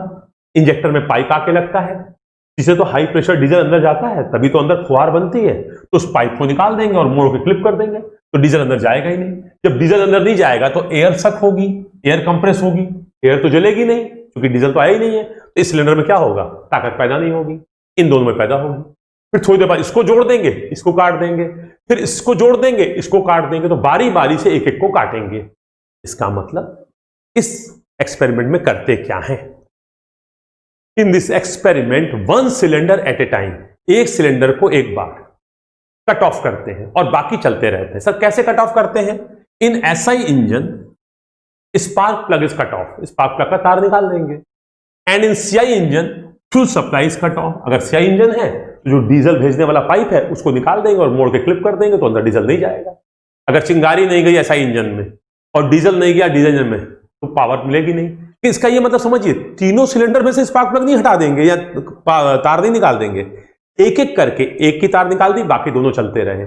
फिर इसकी तार जोड़ दी, इसकी तार निकाल दी, ये दोनों जलते रहे, फिर इसकी तार जोड़ दी, ये जोड़ दी, ये जोड़ दी, दोनों जल रहे हैं, इसकी तार निकाल दी। इस बारी बारी से एक एक को निकालेंगे और रीडिंग नोट करते जाएंगे। ऐसा करने से हमारा फ्रिक्शन पावर आ जाता है। कैसे आता है अभी एक्सप्लेन। अब in this experiment brake power is measured, यही मैं शुरू से कह रहा हूं आपको। देखिए, in this experiment brake power is measured and by logical reasoning indicated power is calculated. अब ये कैसे होती लॉजिकल रीजनिंग दिखाएंगे। तो ब्रेक पावर मेजर करते हैं, इंडिकेटेड पावर लॉजिकल रीजनिंग से जाती है, इंडिकेटेड पावर में से ब्रेक पावर घटा देते हैं तो फ्रिक्शन पावर आ जाता है। आइए थोड़ा सा देखते हैं। अब मैंने इसको एक मैथमेटिकली थोड़ा सा एक्सप्लेन करने की थोड़ा सा कोशिश कीजिए, समझ में आ जाएगा। लेकिन हाँ, आपके लेवल पे मोस्ट टेस्ट का न्यूमेरिकल नहीं आता है, तो आपकी गाइड में कहीं पे भी मोस्ट का न्यूमेरिकल नहीं मिलेगा। हाँ, कोई आईएएस और गेट का सवाल आप उठा लेंगे गाइड में तो हो सकता है मोस्ट टेस्ट का कोई न्यूमेरिकल मिल जाए, बट आपके एग्जाम में उम्मीद कम है। तो मोस्ट टेस्ट का न्यूमेरिकल जो है उसको समझना आप कर पाए, उसके लिए मैं इसको एक्सप्लेन करने जा रहा हूं। और इसके बाद मैं एक छोटा सा न्यूमेरिकल आपको सॉल्व करके दिखाऊंगा। मजेदार बात क्या है कि मोस्ट टेस्ट का एक्सपेरिमेंट समझने में थोड़ा सा समय लगता है, 5-7 मिनट, बट इसका न्यूमेरिकल तो ओरली हो जाता है। मतलब बहुत आसान होता है इसका न्यूमेरिकल, बल्कि गेट लेवल का न्यूमेरिकल जो है या आईईएस लेवल का न्यूमेरिकल भी जो है बहुत ही आसानी से हो जाता है, ओरली हो जाता है। तो मैं भी आपको समझाने की कोशिश करता हूं, अगर आपके समझ में आ गया तो इसका मतलब न्यूमेरिकल बहुत आसानी से हो जाएगा। मैं न्यूमेरिकल करके भी दिखाऊंगा आपको। आइए, मोस्ट टेस्ट से फ्रिक्शन पावर निकालनी है तो हम करते क्या है। मान लीजिए बेटा, ये मैंने जहां से भी कट किया है, कट टेस्ट लगाया है, ये 4 सिलेंडर पे आधारित है। तो मान लीजिए हमारा 4 सिलेंडर का इंजन। अब ये 4 सिलेंडर का इंजन एसआई है तो भी ठीक है, सीआई है तो भी ठीक है। बस फर्क ये है, अगर ये एसआई इंजन है तो जब सिलेंडर कट ऑफ करना पड़ेगा तो स्पार्क प्लग की तार निकाली जाएगी, और अगर ये सीआई इंजन है तो जो डीजल भेजने वाला पाइप है जो सिलेंडरों में जा रहा है, एक एक करके निकालेंगे, फिर बाद में उसको जोड़ देंगे, दूसरे को निकालेंगे, फिर दूसरे को जोड़ देंगे, तीसरे को निकालेंगे। तो 4 सिलेंडर इंजन के ऊपर एक मोस्ट टेस्ट चलाया जाएगा। तो किस प्रकार से उसकी फ्रिक्शन पावर निकाली जाएगी, इसको मैं एक्सप्लेन करने जा। ओके, करेंगे क्या। 4 सिलेंडर है तो जरा समझिएगा बेटा, अगर 4 सिलेंडर है तो यहां पे 1 2 3 4 सिलेंडर हैं। इन चारों की ताकत कहां आ रही होगी, क्रैंकशाफ्ट पे आ रही होगी। मतलब अब हमें इस 4 सिलेंडर इंजन की फ्रिक्शन पावर निकालनी, तो हम क्या करेंगे, ब्रेक पावर का एक्सपेरिमेंट परफॉर्म करेंगे। ब्रेक पावर का एक्सपेरिमेंट परफॉर्म करेंगे का मतलब हम उसकी क्रैंकशाफ्ट के ऊपर एक ब्रेक ड्रम बांध देंगे। अब शुरुआत में क्या है, चारों सिलेंडर चल रहे हैं, मतलब चारों में चिंगारी बारी बारी आ रही है और चारों ताकत दे रहे हैं। अब इस क्रैंकशाफ्ट पे जो ताकत मिल रही है, क्या मिल रही है, पूरे चारों सिलेंडर जब काम कर रहे हैं तो जो ताकत मिल रही है वो मिल रही है। तो आप देखिए, सबसे पहली रीडिंग हमारे पास क्या है, ब्रेक पावर। तो हम जब क्रैंकशाफ्ट के ऊपर ब्रेक ड्रम लगा के, लोड लगा के ताकत नापेंगे, जब चारों सिलेंडर चल रहे हैं, तो मान लीजिए जो रीडिंग आई वो है बी। अगर हम न्यूमेरिकल वैल्यू मान लें, मान लीजिए आया वैल्यू 120 किलोवाट, तो बताइए ये जो 120 किलोवाट आया है ये क्या है। सर आपने क्या किया है, मैंने कहा भाई जो चारों इंजन का क्रैंकशाफ्ट है, बेटा ध्यान रहे, अगर 4 सिलेंडर हैं, मान लीजिए एसआई इंजन है, पेट्रोल इंजन है, तो 4 सिलेंडर होंगे, 4 पिस्टन होंगे, 4 कनेक्टिंग रॉड होंगी, 4 स्पार्क प्लग होंगे, लेकिन एक क्रैंकशाफ्ट होगा। इस क्रैंकशाफ्ट पे एक ब्रेक ड्रम बांध दिया आपने, ब्रेक ड्रम पे आपने लोड लगाया है, ऊपर स्प्रिंग बैलेंस की रीडिंग है, आपके पास टैकोमीटर है, 2 पाई NT/60 वाले फॉर्मूले से आपने निकाला और आपको उस इंजन की पावर आई। तो ये हमारी पावर जो है कहलाती है ब्रेक पावर, बी, किसकी, इंजन की। कब, जब चारों इंजन काम कर रहे हैं। अगर चारों इंजन काम कर रहे हैं तो ये ब्रेक पावर 120 आ रही है। मान लीजिए क्या है सर, इस इंजन में जो पिस्टन पे मिला और जो फ्रिक्शन में खर्च हुआ और बचा जो वो नीचे आया, इस इंजन में जो पिस्टन पे मिला, इसमें जो फ्रिक्शन खर्च हुआ और जो नीचे बचा, इसका मतलब इसमें जो पिस्टन पे मिला, इसमें जो पिस्टन पे मिला, इसमें जो पिस्टन पे मिला, इसमें जो पिस्टन पे मिला, मतलब पहले इंजन का पिस्टन का इंडिकेटेड पावर, इसका इंडिकेटेड पावर, इसका इंडिकेटेड पावर, इसका इंडिकेटेड पावर, और इन चारों में जो घर्षण में खर्च हुआ उसको घटा दिया। तो ये रीडिंग क्या है, चारों इंजन की इंडिकेटेड पावर में से चारों इंजन का फ्रिक्शन घटा देने से जो हमारे क्रैंकशाफ्ट पे आया, भाई तो ये रीडिंग है। तो ये जो रीडिंग है वो क्या है, चारों की इंडिकेटेड पावर मिली हुई है।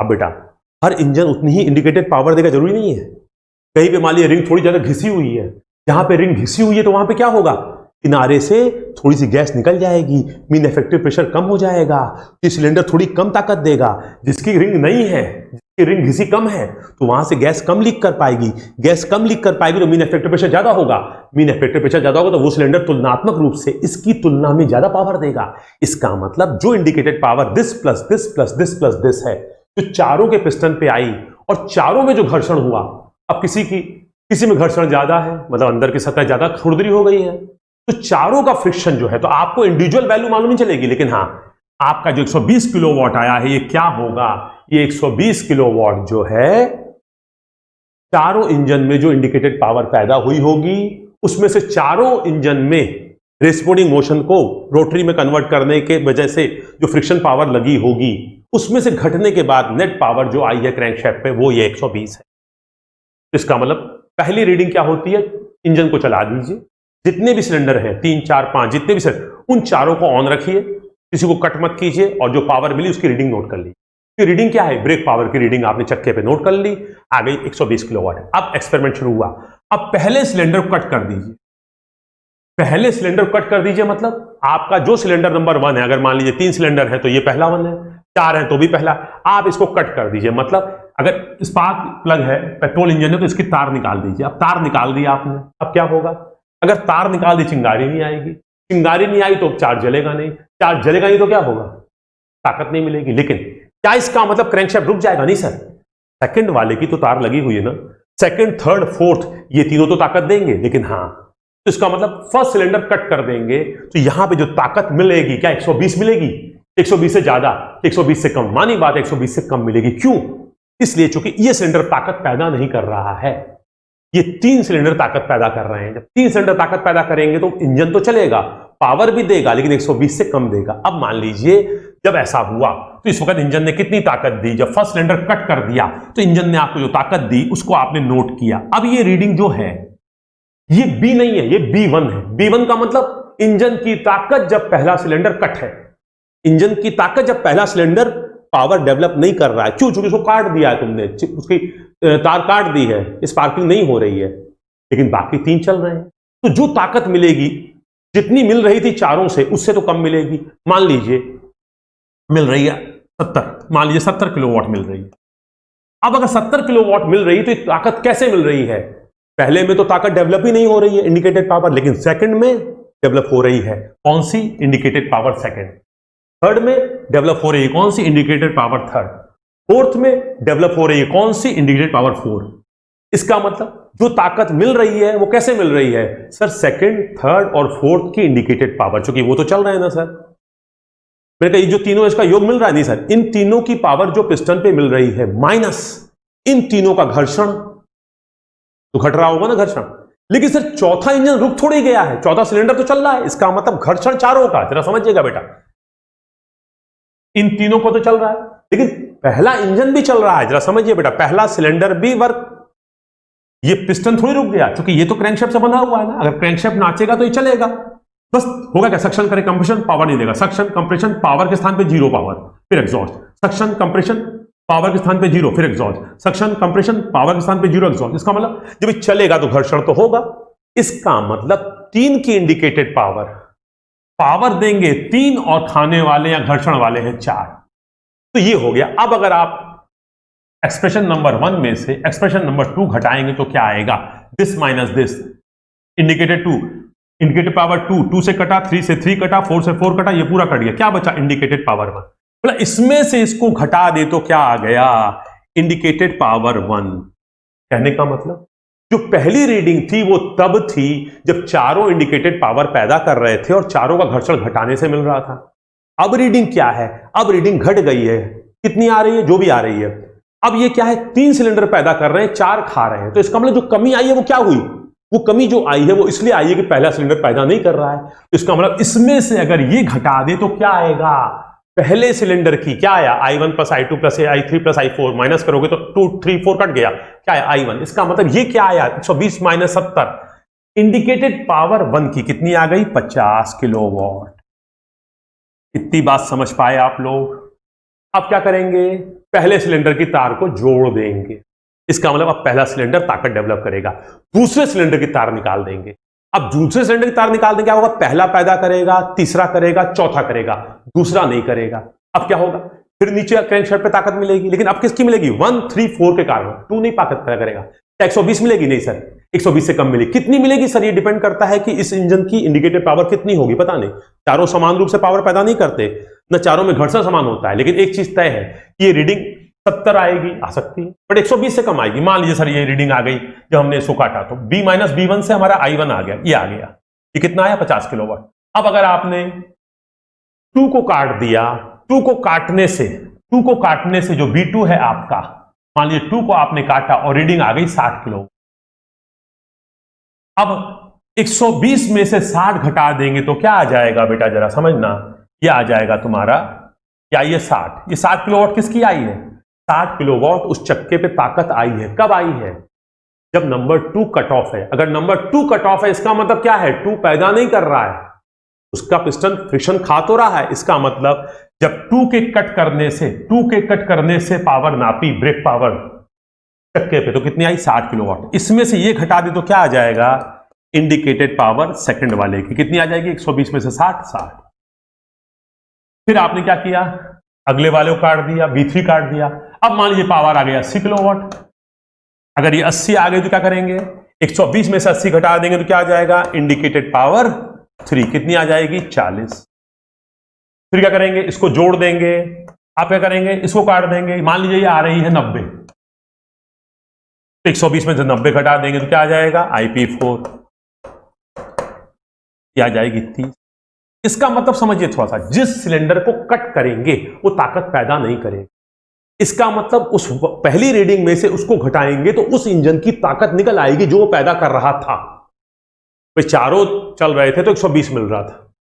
अब पहला वाला ताकत पैदा नहीं कर रहा है, फ्रिक्शन में खा तो रहा है, पहला ताकत पैदा नहीं कर रहा है, तो रीडिंग कितनी आ रही है? 70। इसका मतलब क्या हुआ कि पहला वाला जब चल रहा था तो शायद 50 दे रहा था, तभी तो 120 आ रही थी। अब पहला नहीं चल रहा है तो कितनी आ रही? 70। इसका मतलब जिसको कट करेंगे उसकी इंडिकेटेड पावर आ जाएगी 120 minus 70 indicated power 1, 120 minus 60 indicated power 2, 120 minus 80 indicated power 3, 120 minus 90 indicated power 4। अब इन चारों को जोड़ देंगे तो इंजन की इंडिकेटेड पावर आ जाएगी। कैसे आ गई? 50 और 60 110, 110 और 40 150, 150 और 130 180। 180 किलोवाट क्या आ गया? ये आ गया इंजन का इंडिकेटेड पावर। अब जरा समझना, फ्रिक्शन पावर क्या होता है? फ्रिक्शन पावर होता है indicated power minus brake power. Engine का इंडिकेटेड पावर कितना आया है? 180 किलोवाट माइनस ब्रेक पावर कितना है? ये जो पहली रीडिंग आई थी जब चारों सिलेंडर चल रहे थे, क्या था?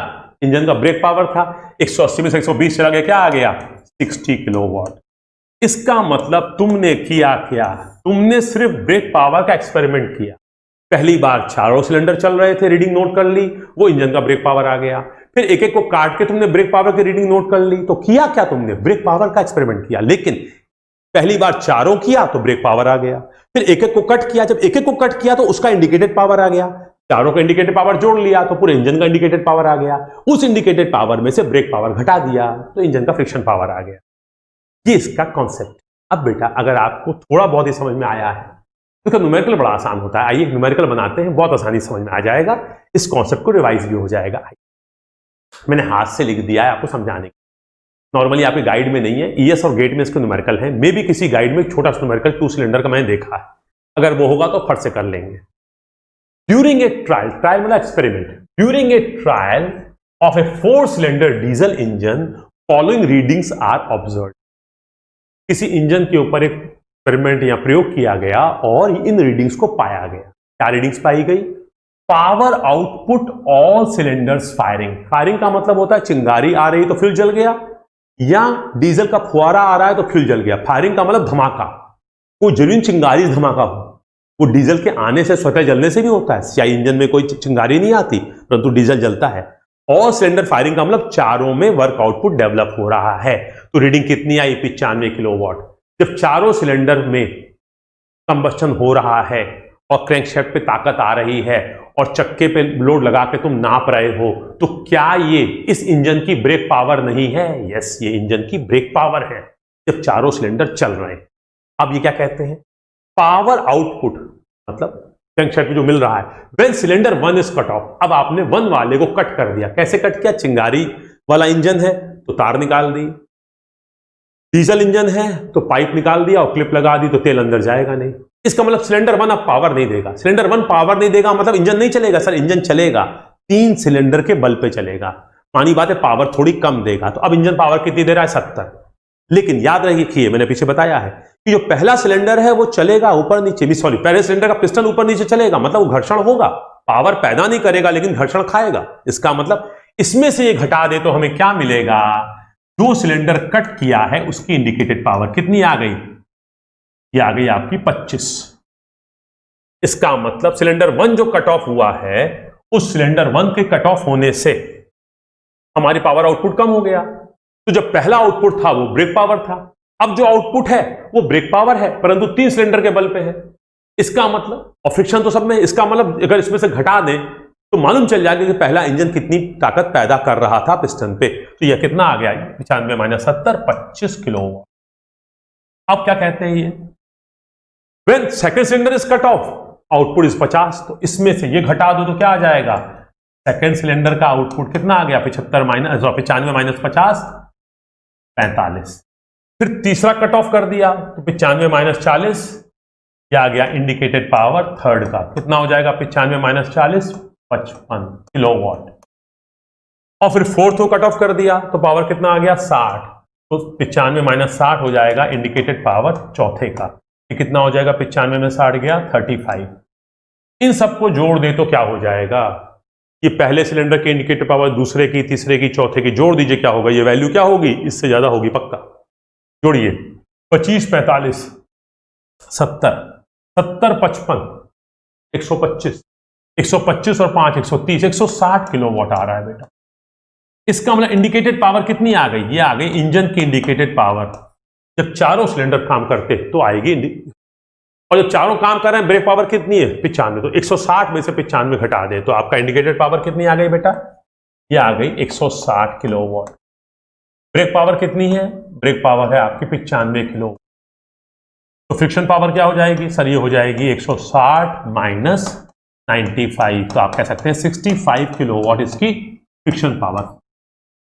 इसका मतलब ये लॉजिकल रीजनिंग से हम इसको, ये मोस्टेस के एक्सपेरिमेंट से फ्रिक्शन पावर को निकालना। लेकिन हाँ, मोस्टेस से फ्रिक्शन पावर तो निकली लेकिन फ्रिक्शन पावर निकलने से पहले इंडिकेटेड पावर आ चुकी। और इंडिकेटेड पावर से पहले जब एक्सपेरिमेंट शुरू किया है और चारों सिलेंडर चल रहे थे तो ब्रेक पावर आ गई है। कहने का मतलब फ्रिक्शन पावर का एक्सपेरिमेंट जब करते हैं तो ब्रेक पावर, इंडिकेटेड पावर अपने आप निकल आएगी। और अभी मैंने पीछे बताया मैकेनिकल एफिशिएंसी भी निकल सकती है, रेशियो है ब्रेक पावर बटे इनपुट। लेकिन मुख्य रूप से हम मोस्ट टेस्ट करते किसके लिए? फ्रिक्शन पावर निकालने के।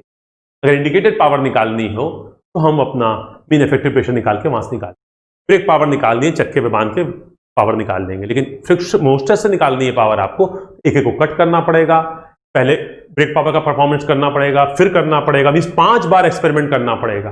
पहली बार चारों सिलेंडर को स्टार्ट करके और फिर एक एक को कट करके, और इस 5 रीडिंग के बाद पहले में से ये रीडिंग घटाएंगे तो पहले की पावर, पहले में से ये घटाएंगे तो दूसरे की पावर, पहले में से ये घटाएंगे तीसरे की पावर, पहले में ये घटाएंगे चौथे की पावर, फिर इनको जोड़ेंगे तब जाके आए। बेटा हम लोगों ने आज एक तरह से तीनों तरह की पावर को कंप्लीट किया। इंडिकेटेड पावर देख चुके थे, आज हम लोगों ने brake power, friction power complete किया है। तो हम लोग नेक्स्ट टर्न से बेटा एफिशिएंसी को स्टार्ट करेंगे। ठीक है, क्लास को यहीं पे रोक रहे हैं। Very much.